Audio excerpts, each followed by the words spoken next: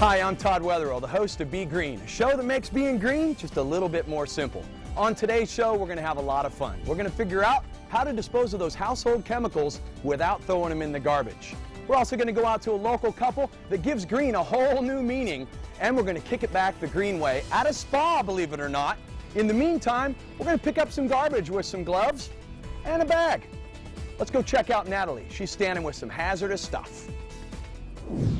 Do you ever find yourself wondering how to dispose of certain items you find around your house? You know they can't be recycled, but you don't want to throw them in the trash, so what do you do? Well, Andrew Basmajian is here to help answer all our questions. Wait, I think I hear him now. Hey, Andrew. Hey, good morning. To see you. Thanks for coming by. Yeah, absolutely. All right, well, I have some questions about some things around the house that I don't quite know what to do with.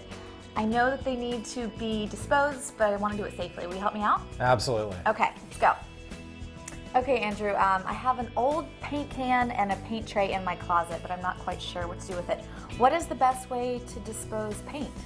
Well, paint is the #1 waste that we receive at our Household Hazardous Waste Center. If you're done with it and you know you don't need it, we'll just set it aside, make sure we keep it upright, and get it in a box, and we'll take it over to the center later on. To the Hazardous Waste Center, right? That's correct. Awesome. As for this tray is reusable forever and ever. It's a nice sturdy tray. Dry paint is not hazardous. It's not a problem.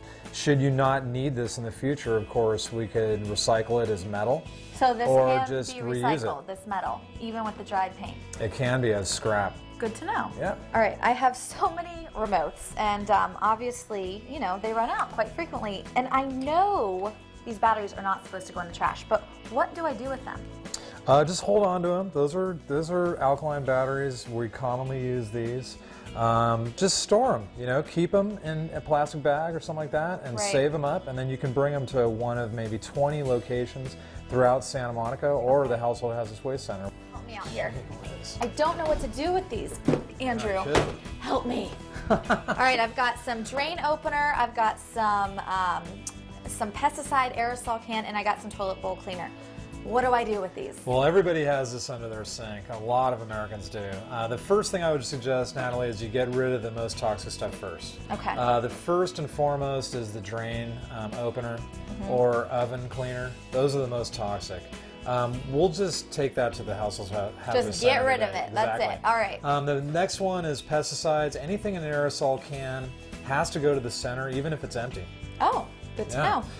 All right, I know I did the right thing by buying the CFL light bulbs, very energy efficient, everyone should get them, but once it has run out, what do I do with it? You want to be very careful not to break it, because it's not really a hazard to us unless it's broken. Oh. There is mercury in the bulb itself, and we don't want that mercury out in the environment. And so we want to make sure that we handle it really carefully, maybe wrap it in some paper and set it aside carefully, and all the rest of the stuff we're about to take to the center, and then bring it in. And that includes also the long tubes, the long fluorescent light tubes as well. Okay. All right, Andrew, I've got my box full of stuff to go to the Hazardous Waste Center. I've got my drain opener, paint, pesticides, batteries, and of course that light bulb. So it's at 2500 Michigan, right? 2500 Michigan Avenue. That's the Hazardous Waste Center, and that's where we're going. All right, I followed the signs, and now I'm here at the City Yards at the Hazardous Waste Center, located at 2500 Michigan Avenue. And you know what? It's so simple. You don't even have to get out of your car.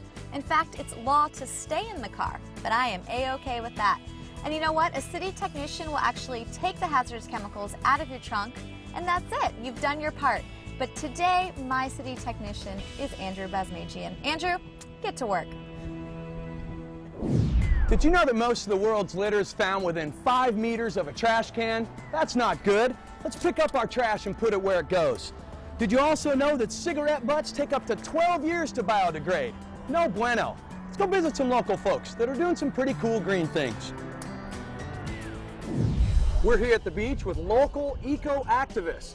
Anna Cummins and, of course, Marcus Erickson. Welcome, you guys. Thank you. First of all, you guys started a pretty cool website. Tell us about how it started, how you guys met, and what you've been doing. Well, I started a campaign a couple years ago called Bring Your Own, and the idea is to encourage people to cut back on the single-use plastics, the bottles, the bags, the cups, the things that we use once and throw away, because we've learned that there is no way. This stuff all has to go somewhere. So I started this because I met a man named Captain Charles Moore, who founded an organization called the Algalita Marine Research Foundation. They've been looking at the accumulation of our plastic trash out in the middle of the ocean for about 12 years. Now, I understand there's like this big, gigantic, swirling trash that's out in the middle the size of Texas. Well, it's actually worse than that. It's a plastic soup from California all the way to Japan. So this area is called the North Pacific Gyre. Our Pacific Ocean is a huge spinning mass, roughly twice the size of the United States. So all of our plastic that flows into the ocean through our rivers, through our watersheds, gets stuck in this huge whirlpool. And it breaks down into smaller and smaller particles, but it never disappears. What do we do?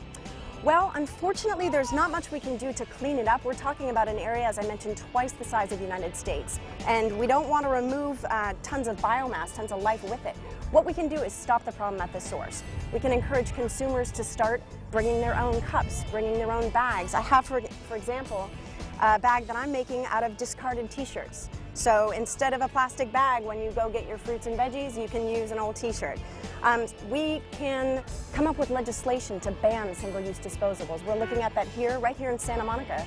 We're trying to pass a ban on plastic bags. Now, Anna, tell me this. People aren't just throwing stuff in the ocean. It's running off into the ocean, the mass of the trash out there, so it's actually coming from the land, getting to the ocean, and people are not cognizant that that's happening, right? Exactly. About 80% of it comes right here from us on land. If you go to the Bayona River or LA River after a rain, you'll see tons of cups and bags and bottles and toys, all kinds of disposable waste that starts here on land and flows into the ocean after a rain.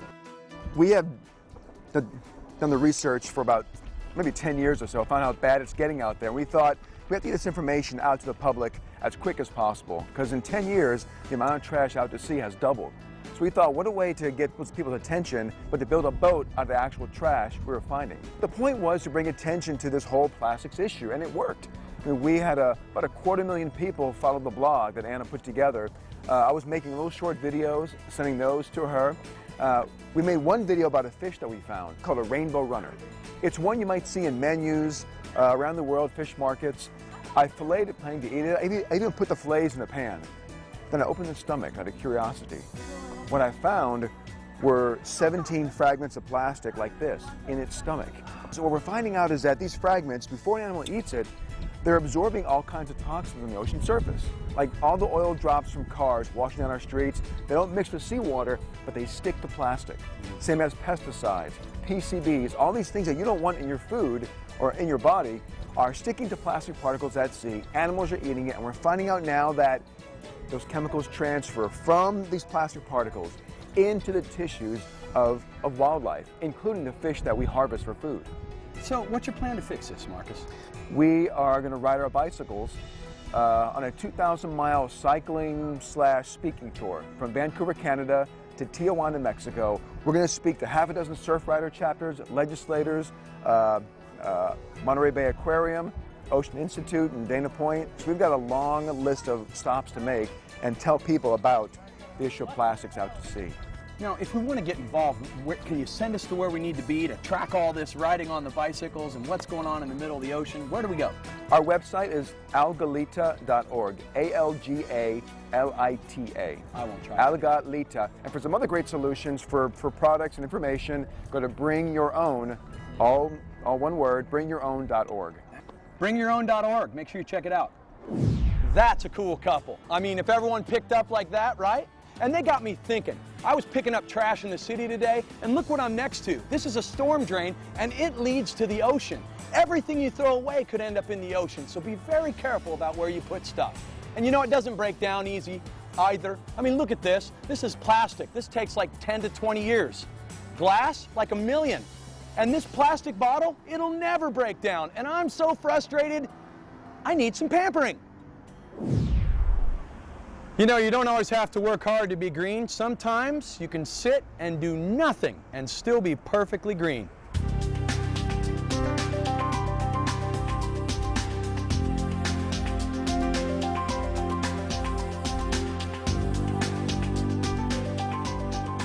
Welcome to the Bay's Garden Day Spa. We're here with Olivia, the owner, and besides being the only certified green spa in town, you've got a pretty special place here. Why don't you tell us what goes on here?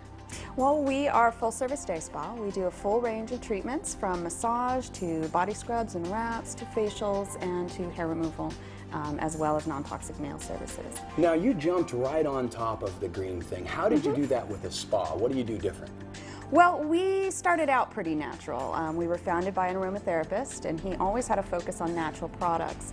When I bought the business, one of the first things that I did was started to make everything else about the business agree with that philosophy. Now let's take something simple like towels. Tell us what you did to towels.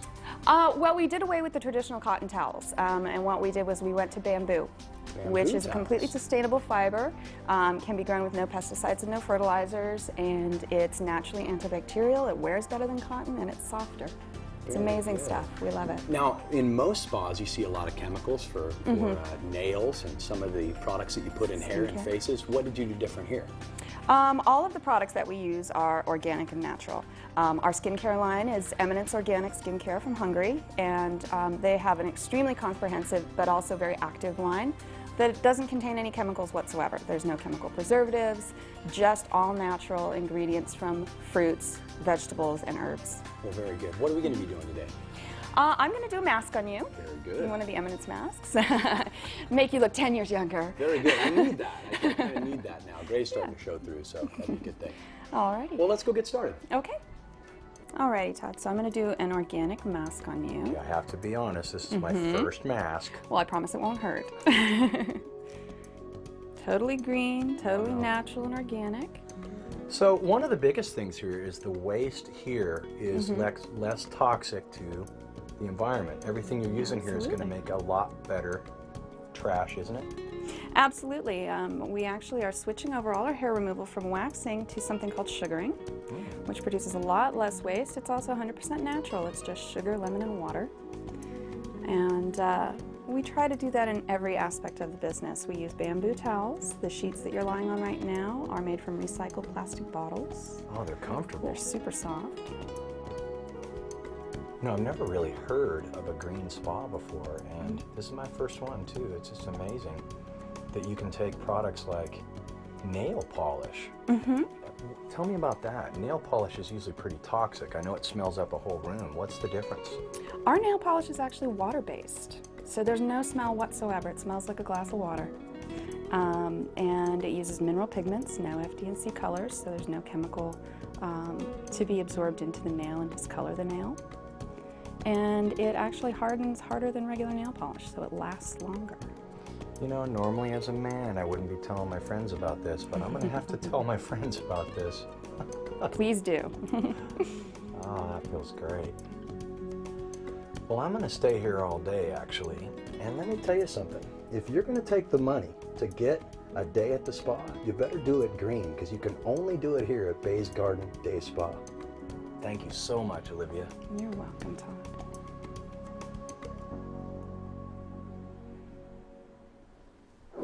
You know, the spa brought out my feminine side, and now I just feel like getting dirty like a man. So I'm back down here picking up trash. And you can help too. Why don't you carry one of these in your car and try to pick up trash as you go? And even with the best of intentions, well, you can miss, so cover your trash. If you want to be one of the volunteers here in town that help, go to healthebay.org. Healthebay.org. Hit volunteer and you too can pick up trash in your area. Thanks for joining us for Be Green, and remember, be green.